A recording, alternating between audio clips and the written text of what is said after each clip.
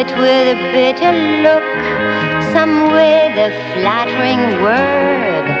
The coward does it with a kiss, the brave man with a sword, with a sword, with a sword.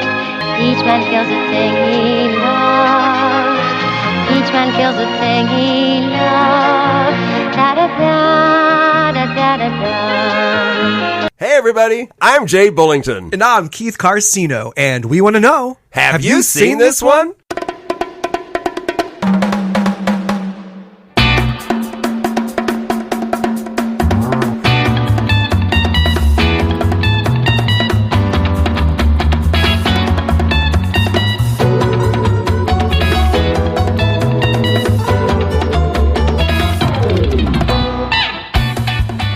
I was telling James and I are always talking about old movie stars and stuff, and Louise Fletcher. We were talking about her, because she was in.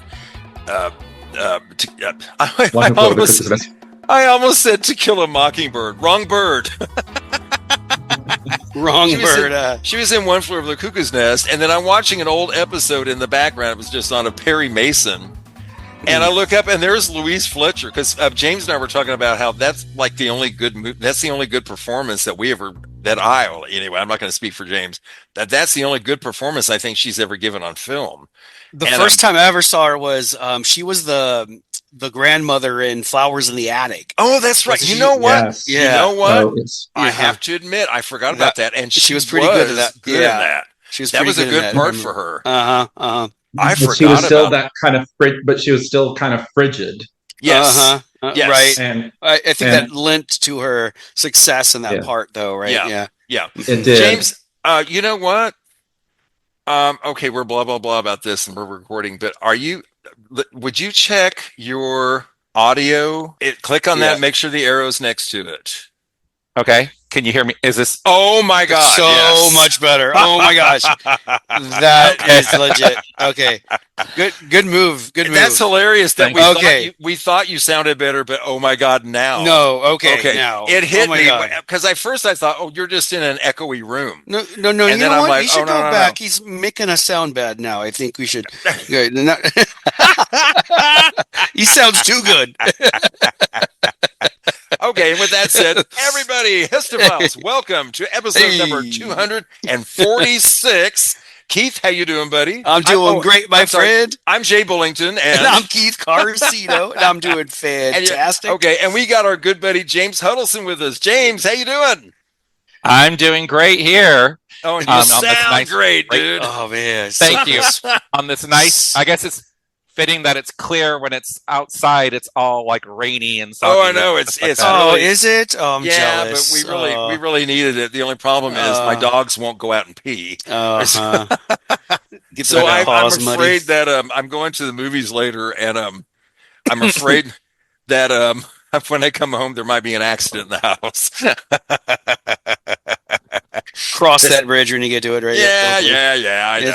Small price to pay. It is. It's a small price to pay, and I don't mind. It's. I've got the cleanup stuff. I'm good. Okay, guys, let's talk about what's new. What's been entertaining us? James, do you have anything new to share with us? Well, besides that, I rewatched the Querelle movie. Yes, our Querelle. Let's call it. I see what you did there. It's that's pretty much it. It's been a lot of stuff that's happened outside, so I'm kind of like. Well, yeah, and you've had all that stuff with your door, and yay, Frankie's home. Keith, Frankie's home. Yes. He's actually right now in Georgetown right now playing with my. What happened to Franklin? Nothing to happen. Oh. But James is having it's a long story about a door that he's having repaired. And all right. He didn't have a dog with an open door running around the house, sure. And it was just safer for him to not be there. But James, you know what it is. You miss your dog, man. Of course. The family. So Franklin's living back at home again. I'm so glad. Allowed back in. Yeah. Cool. Okay, so Keith, what's new with you? Remember the movie from 1996, Fargo? I'm sure you've seen it. Oh, hell yeah. I got it in my collection, man. I have always I've always come in on this movie on different parts. So I've seen the whole movie, but I've seen it like one You've part never at a time. seen it full. So I finally like was flipping through channels, and then it started. It came on. I'm like, okay, I'm gonna sit through this whole movie, and I watched it from end to end, and it was, oh man, it's so good. Such a great movie. It's such a piece of work, man. I love it. Right, I love it. It's such a good I one. love it. Fargo. I used to, unfortunately, I don't know if it leaked or if it just dehydrated, but I used to have a snow globe that was her, the cop, And with the wood chipper. yes, with the wood chipper. Yes, and he yeah. would shake it, and she's in the snow with the wood chipper. But That's it, great. It finally what a cool, dried up. that's an I had that awesome years ago. snow Yeah, globe. but that movie is so cool, man. I love That's it. so cool. Oh. Another one I saw at the movies here in Lima, Project Hail Mary. Oh, me too. You saw it too? Okay. Yes. With Ryan Gosling. God, it was It so was good. it was over 2 hours long, 2.5 hours I agree. long. I think it was too long. It was a little too long, But- but it was, it was so like every scene had humor, and there was tugging on the heartstrings. I laughed. I cried. Uh-huh. Well, It was such a good I one. went with Shauna and Chris, our good friend Shauna, Right. Shauna Mhm. West. And I didn't know that she read the book before. Right. Okay. Yeah. And so she knew going in what was it, but I didn't expect that relationship with Ryan Gosling and Rocky. I didn't expect that. Right. It was and I such didn't an expect it to endearing be one. so endearing. Yeah, that's a Right. good word. Yeah. For it. Yeah. The friend that I went with too had also read the book, and Uh-huh. and as we were exiting, he said, it was interesting that they really did stick to the book. Even the ending was spot on to what the book had written. Shauna said the same thing. She was Uh-huh. very impressed how they brought that book to life. Yeah, she right. really And liked it. I Yeah. would recommend that one to anyone. It is a long watch, but it's long, but it's good. It's worth it. It does go quick because there's just so much going on. Eh, Yeah. there are some scenes that I'm like, they're just dragging this out. Right. Yeah, they But could have been a Ryan little short. Gosling is always adorable. He's Right. he's so cute and funny in this, Oh, he and did then a great- also endearing. Nobody can cry like him.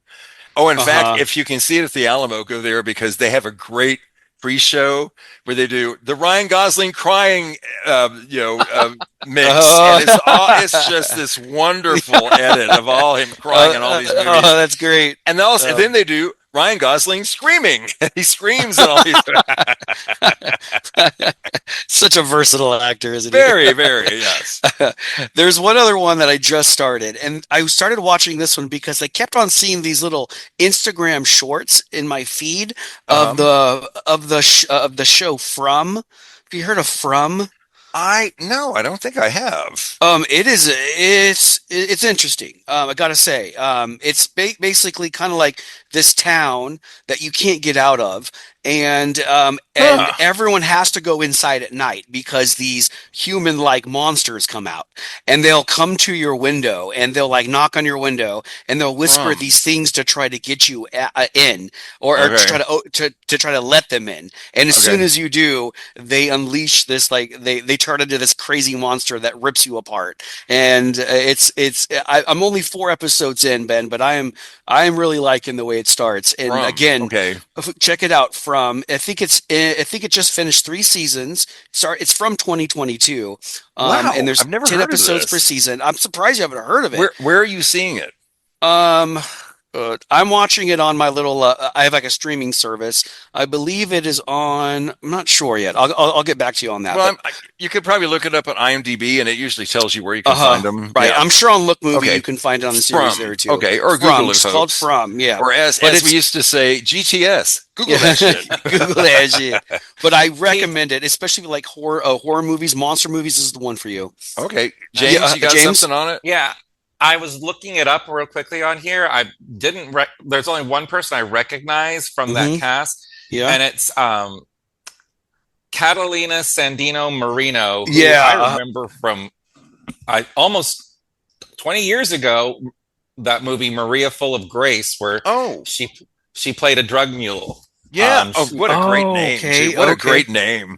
Yeah, Yeah, it was and the acting's great. The story, there are some slow parts, but it really does kind of rope you in, and you're kind of wondering. It's cool because if you don't get inside by the time the sun goes down, people won't let you in because they think you're a monster trying to they can't trust you. Right. So it's super cool. Yeah, give it a shot. Watch the first episode. I think it'll have you from the opening scene. I really do. I give it a shot. It'll have me from the opening scene? I see what you did there.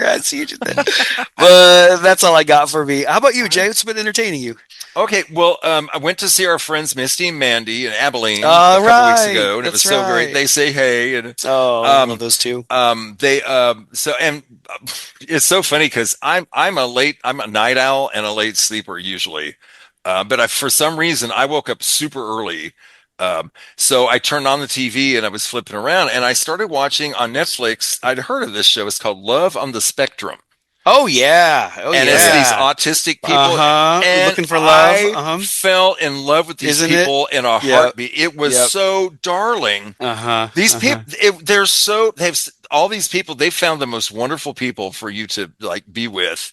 And they go on these dates and they're just so cute and they're so innocent and cute and they're so honest and open and endearing and even I fell in love with that, and then I got them what they had never seen it either, but they came out and we're all sitting there drinking our coffee going, wow, I'm loving this. That's a good show. Well, then they hooked me up to another show on Hulu called Balin Out Loud.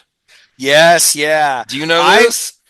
I know the girl Balin. She's the one with Tourette's, right? Yes, it's on Hulu. I do know Balin. Okay. Yep. And both of these are series, and they're on running. They're both on running. This one just started last year, but Balin has Tourette's, and which makes her cuss. She's got a sailor. She said, I won't repeat it right now, but wow, she comes up with some incredibly creative stuff. Yeah, it's some creative, some stuff that we'll probably get banned for saying. Her family is so sweet, and she's her boyfriend is just so supportive and sweet, and they're so cute. Anyway, I fell in love. I love that they gave her her own show, because I had seen again. I think she was a YouTube star for quite some time. She was. She got really famous, and that's why they gave her this show. Right, and then you meet her whole family, and they're just wonderful. She has her brothers are just hilarious, and her brothers just laugh. She's got a little brother. And he's like, "Did you hear what she said?" He just cracks up. I would, and there's sometimes too where she'll say, like in public, like some racist shit. And dude, you can't say that. Like, oh my God, you can't say that. But she has a thing where she has to do it 3 times. Right. She has to do everything 3 times. So if she says something horrible, it's going to be 2 more times. It's going to happen again twice. Okay? Get ready, right? But also, like, you can't hold it against her. What if she says you can't take it personally because she can't control it? You see people reacting, but then also you see they show other people like, it's like. She can't. How entertaining would it be to live around her? I mean, I would love to be her friend. I think she'd be so much fun. Right? Bring her out. I'd be smiling and laughing all the time. Okay, so then I want to move to Audible, and I've got 3 books I want to talk about that I've been listening to on Audible. And James, the last one I really want to recommend for you. Okay, but we'll get to that. Okay, the first one is the one I just finished. It's called Best Movie Year Ever. Each word has a period after it. Okay. or How 1999 Blew Up the Big Screen by Brian Raftery. So I'm assuming that this is claiming that 1999 was the best year for film. Oh, so much money. As far as, and they adjust it, for inflation and stuff. But it's the year the most people went to the movies, huge movies, and it's a really interesting listen. I've listened to these on Audible. I'm familiar with that. Oh, are you? Okay. Yes. Okay. Then, oh God. And this book kind of goes with the movie we're talking about today. We already talked. In fact, Keith, we talked about this movie on the show. The book Shooting Midnight Cowboy. Yep. And Art, Sex, Loneliness, Liberation, and the Making of a Dark Classic by Glenn Frankel.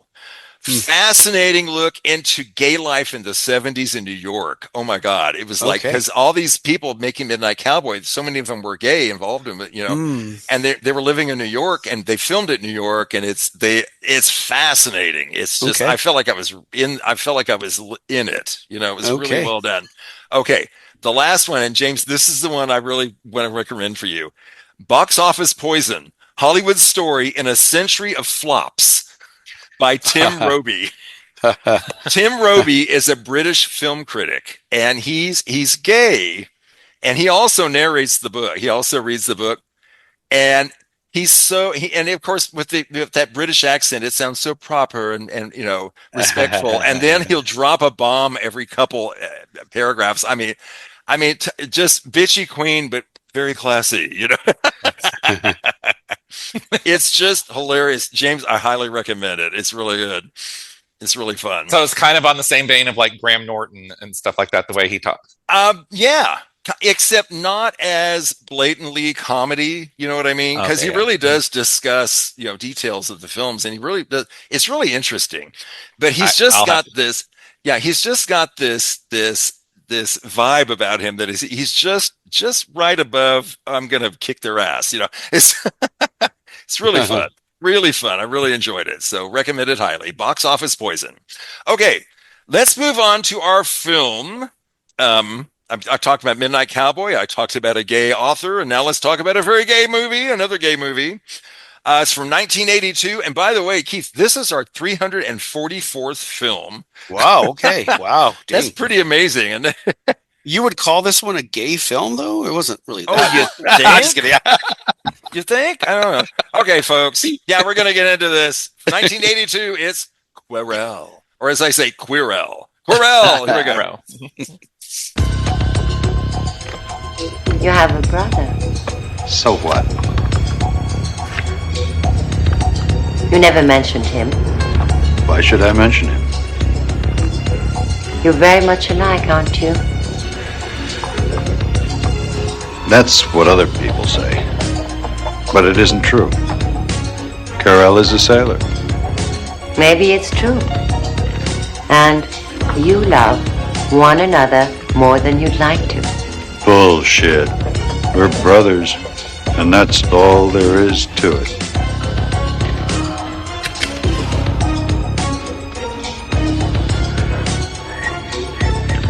Why are you shaking your head? I don't know why, but your brother is in great danger. In danger? What kind of danger? In danger of finding himself. The movie is Querelle from 1982, directed by Rainer Werner Fassbinder. In his brief, fleeting 37 years on this planet, he only lived to be 37. He churned out 24 plays and 40 films. Oh, wow. Okay. That explains a lot. Impressive. Okay. Yeah. Impressive. There were a lot of set shots on this that I could tell. It looked like a play. It looked like you were at the theater. Oh, well, it was very, very much intentional. Okay. This was not supposed to be realistic in any way, shape, or form. Yeah. Not at all. Not at all. We have the stars, Brad Davis. Poor ugly thing. Franco Nero. Hit every branch on the way down. Oh my God. Okay. Franco Nero, who at my age now, I'm like, yeah, he looks good. And Jean Moreau. I think she pronounced it Jean Moreau. What'd you say, James? Franco Nero. I think he's married to Vanessa Redgrave in real life. Oh, really? Oh, yep. Really? I didn't know that. Oh, I did a couple clicks to check out. Yeah. That's really cool. I didn't know that. Okay, I'm going to read the summary from IMDb because I love it. It's hilarious. It's so short. A handsome sailor is drawn into a vortex of sibling rivalry, murder, and explosive sexuality based on Jean Genet's novel. So Keith. You know the answer. You know the answer. No, Keith.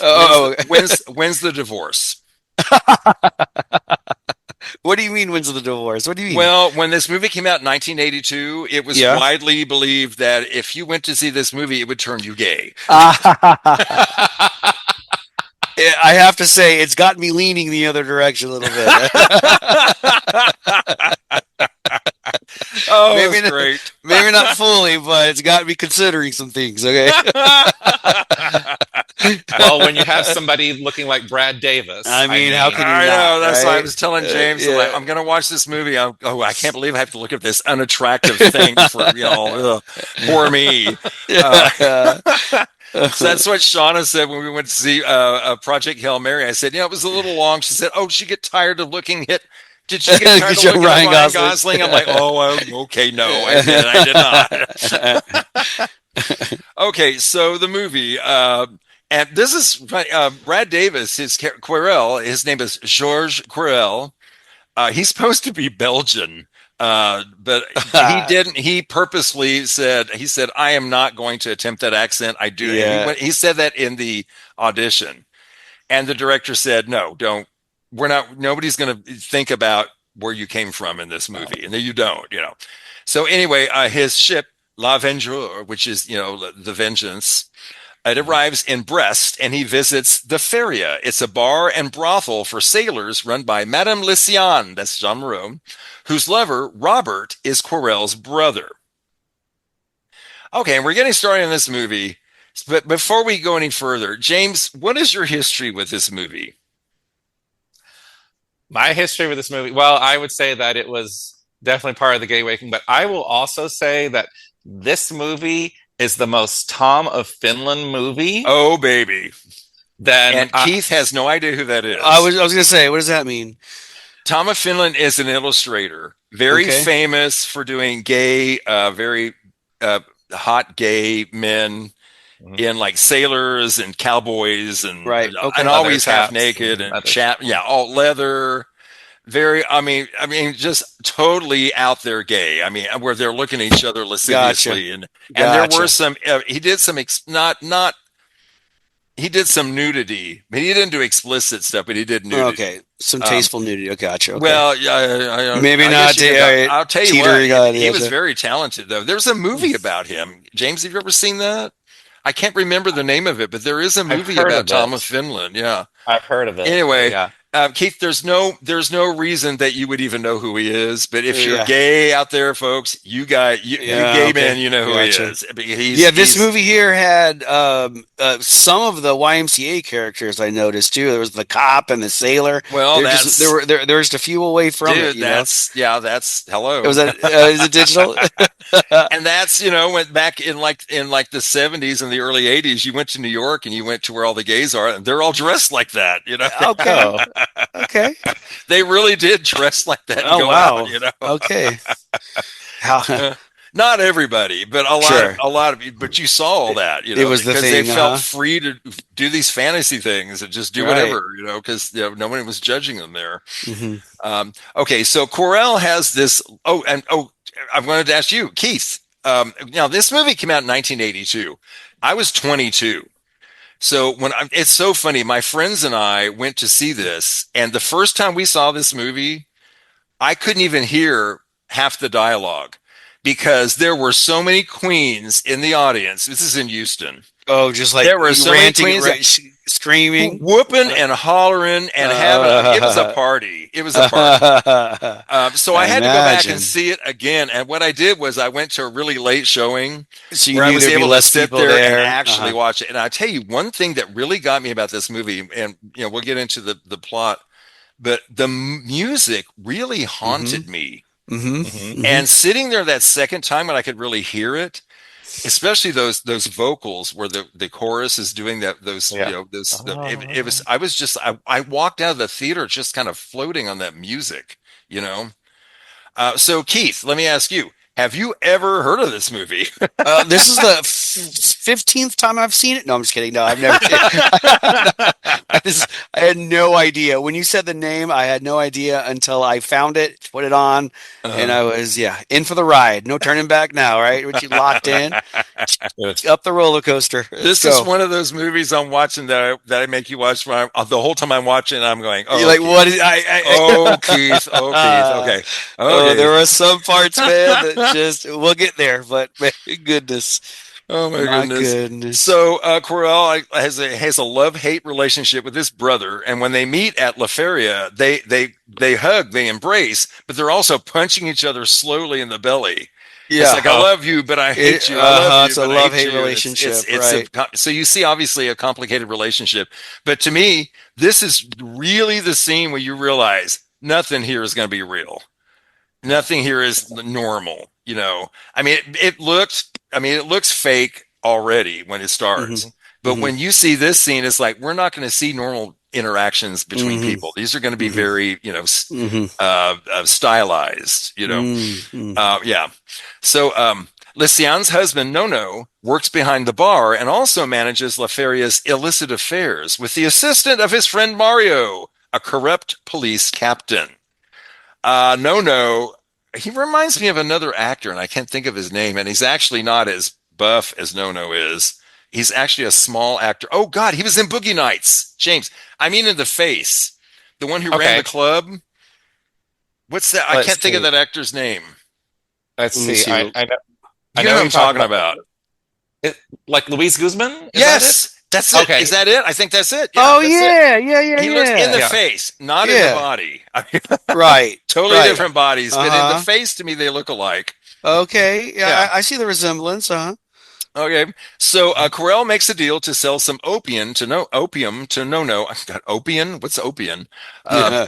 During the execution of the deal, he murders his accomplice Vic by slitting his throat, and it's like a ballet. The whole scene when he slits, it's really like dancing. It's just really all the fights are like dances in this. I love when the two brothers later on have a knives. And they're dancing around in the circle. Like, are they fighting, or it's hard to tell what they're doing? What are they doing? Yeah.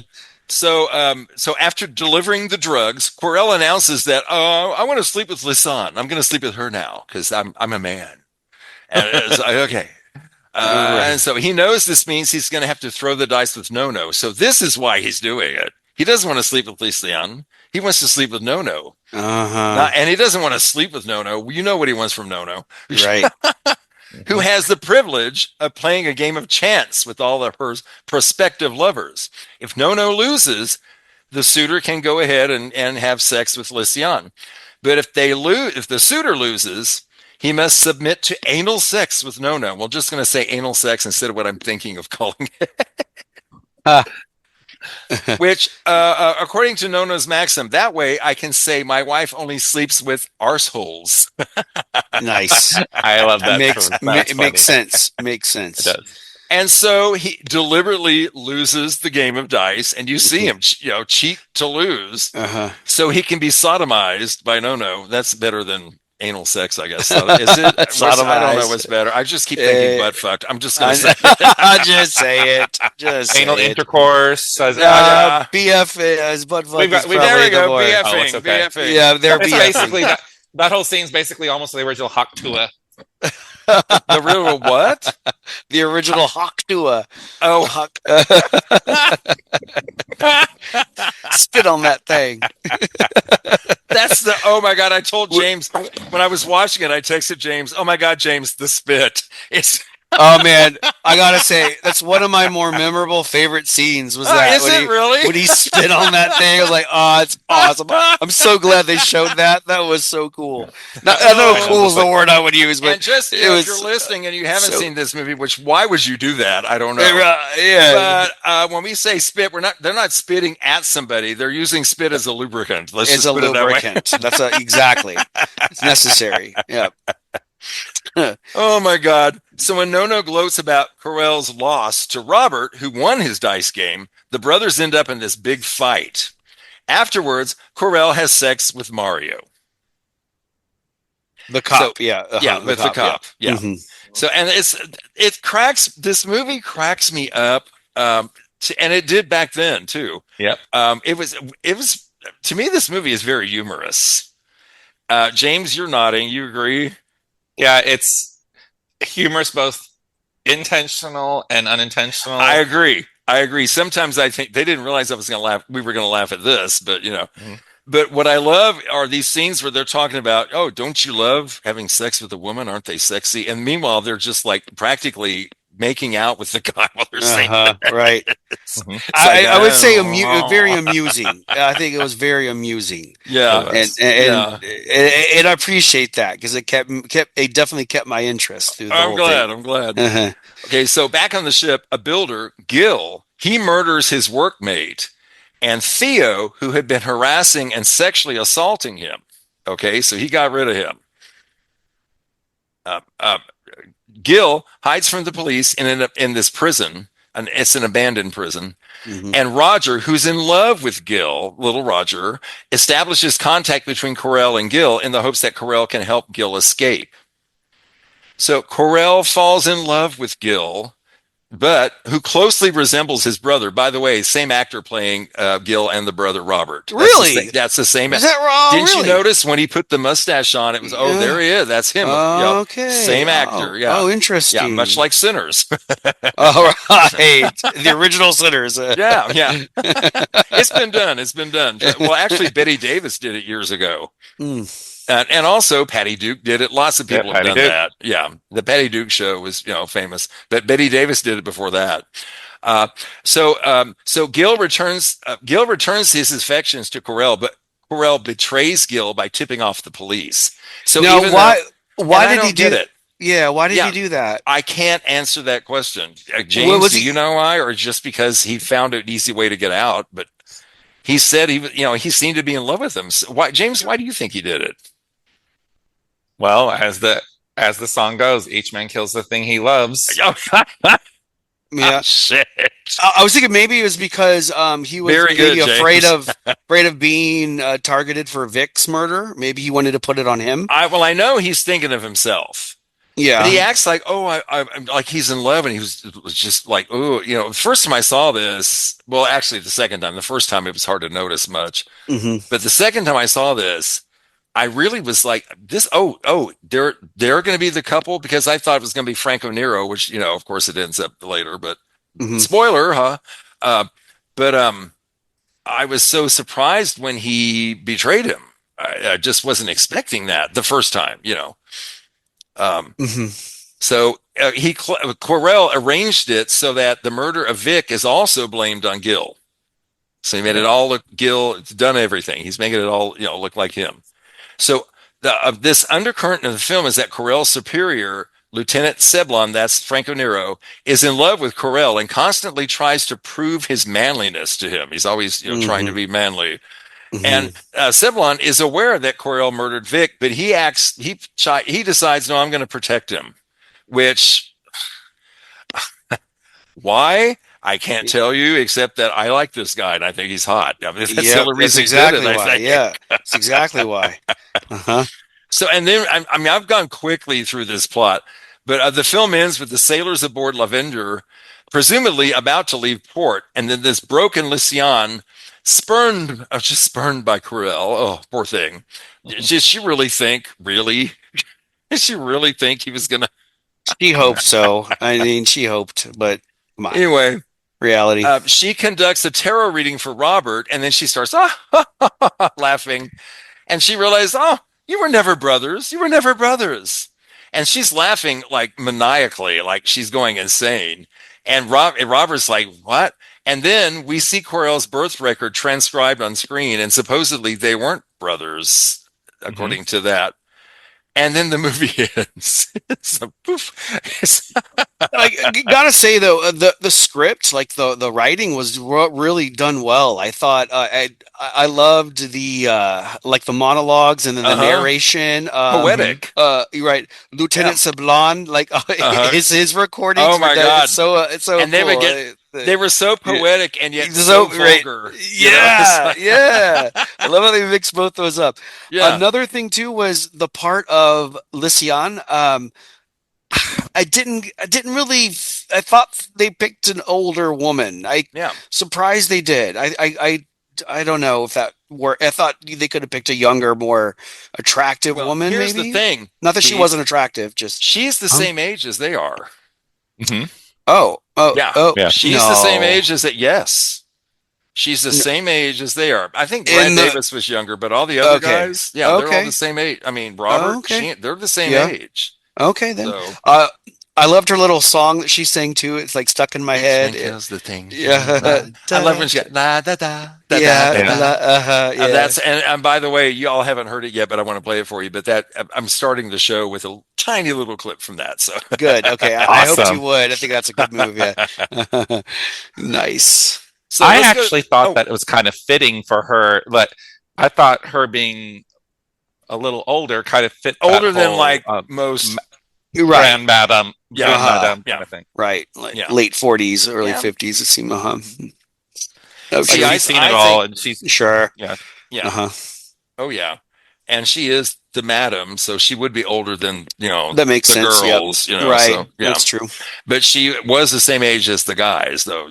They were all, except I thought though except that Querelle. there were a lot of like female prostitutes in the area too. Like, what a waste! Like, why are you in that part of town? Like, there's not a whole lot of heterosexual men there. Kind of in the wrong spot. Yeah. So But, funny. good So stuff. Rainer Werner Fassbinder was the screenwriter, editor, and director, and this was his final film. This is the last film he did before he passed away. The source novel, Querelle de Brest, was by Jean Genet. It was originally published anonymously with a small limited print run of only 460 copies. Then the film was made and released about 35 years after the source novel was published in 1947. And in its first 3 weeks in theatrical release in Paris, France, more than 100,000 tickets were sold. Wow. Which is pretty surprising. Okay. According to Genet, a biography in 1993 by Edmund White, this is the first time that a film with such a strong gay theme had achieved this kind of box office success. Reportedly, the source novelist, Jean Genet, did not see the film, once saying this because you can't smoke at the movies. And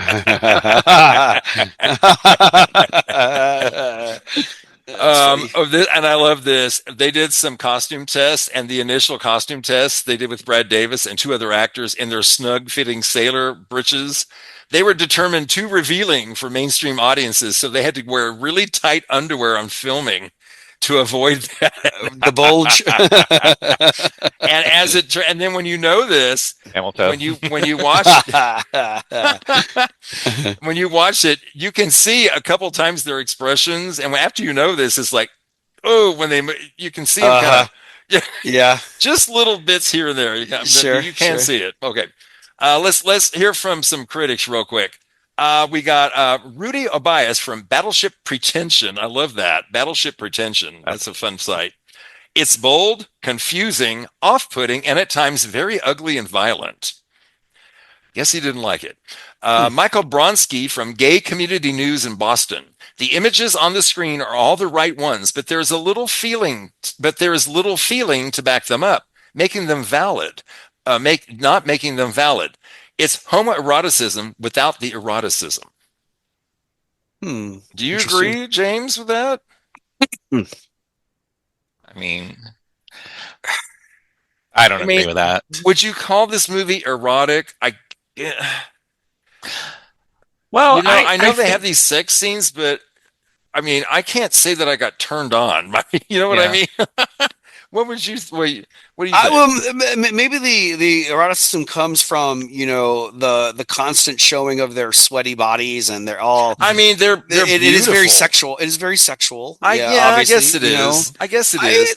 I mean, I admired their bodies, and and I'm Brett got that gorgeous face. I admired it, but this movie didn't get me hot. You know what I mean? Okay. But that's just me. I might be in the minority of the gay world there. I don't know. Speak for yourself, James. Yeah, and I am. I'm only speaking for myself. James, did it make you hot? I wouldn't exactly. No, I wouldn't say it turned me on. I mean, although it was,